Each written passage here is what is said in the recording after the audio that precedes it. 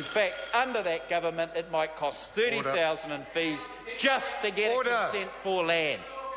Mr Chairman. Honourable Paula Bennett. Mr Chairman, I wasn't going to take a call, but there has been some misinformation that I felt needed to be cleared up. I'm the Associate Minister of Housing and the Minister of MSD. And yes, there are some changes that are going on in how we work with those that need houses, how we work with waiting lists, how we get people into homes, how we look at reviewable tenancies and who is in and who should be looking at alternative options so that we can free up some of those people whom, as I agree with all members of the House, we have some people living in situations that none of us would wish on anyone, quite frankly.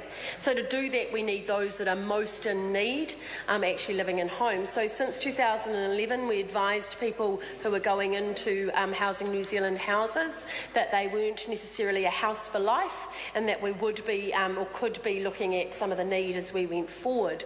So there's big changes happening on April the 14th, and I think we've certainly made them public, but I'm not sure they're getting perhaps the kind of attention that they should be. So no longer will Housing New Zealand place people into homes. That will be the responsible of Work and Income New Zealand, and I think that's really important for the well-being of those people. So Mr Harawira raised concerns about that and felt that it would be marginalising people. In fact, it's the complete opposite. So the reality is we know a lot about people that are on benefits. We know how many children they have, we know what their income is, we know what their needs will be longer term, we know their history of benefit receipt or child, youth and family, and by taking all of those things into consideration when we place someone in a home, we can also be looking at the wider social concerns. So the reality is that if we set someone up in a home, their children are engaged in school, we have the right kind of support going in to them, whether it be via an NGO program like Family Start or Parents as First Teachers or one of those great programs that works with them, then we would keep them there for a very long time so that they have that sense of community and able to stay engaged in work and schools. However, there are some people who are paying market rent in a Housing New Zealand home. So that means their income is such that they can actually afford to be supposedly in a private rental.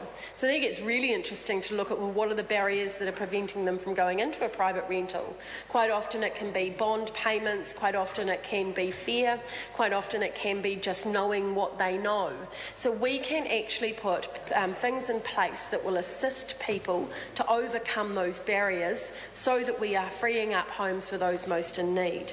One of the other really important things is, of course, we are opening it up to SHPs, so to social housing providers. So people like the Salvation Army or Vision West in my own patch out in West Auckland, or other organisations that actually do engage in social housing, they will be able to access income-related rents, and that's massive for them. So that means that they can offer their tenants in their homes income-related rents, which greatly, of course, reduces the cost for the individual or family, and equally also makes it much easier for the organisation that are supporting them, so they're no longer just reliant on the accommodation supplement.